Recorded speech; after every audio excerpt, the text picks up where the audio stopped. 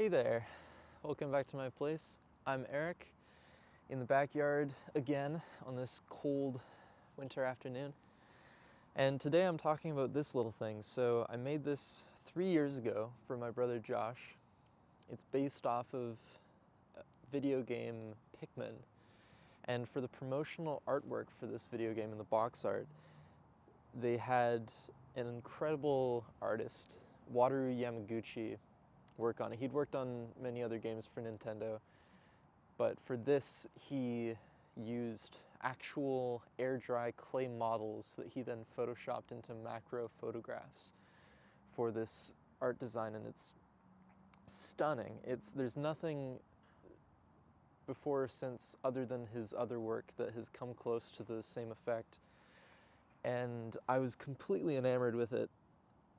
And so I wanted to make one for Josh. To my luck, in 2018, I got him for Secret Santa and my family, and I spent the next couple months slowly working on this, trying to figure out how I was going to put it together.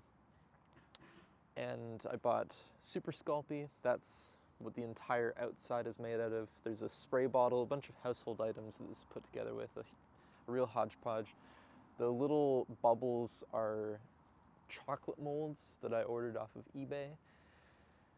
There's Q-tips in there in various different places, the steering wheel, the little hoses, and I was really happy with it. I gave it to him. He had no idea what was coming, and so he was happy with it. I still was never quite satisfied with how the rust looked on the edges of the seams on the ship, because it's supposed to look quite old and quite aged, or just really weathered. I found out that you can buy rust, like real rust paint that is oxidized.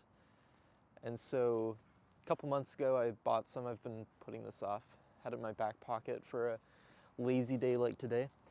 And so it's in 3 parts. There's a primer that you paint 2 coats of. It's similar to the final color of the rust, which is obviously on purpose.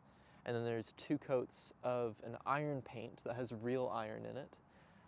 And then finally, you have a rust activator, which when I looked into it is an acidic water solution that speeds up the rusting process that would naturally happen with the iron paint.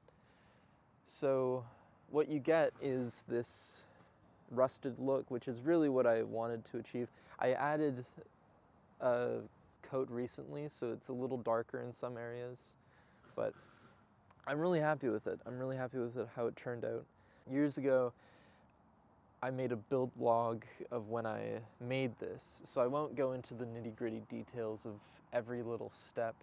I'll include it in the description below, so you can check it out. I might keep updating it, I might keep upgrading it, but for today that's all I think I want to do with it. So thanks for stopping by, and I will see you next time, a couple weeks.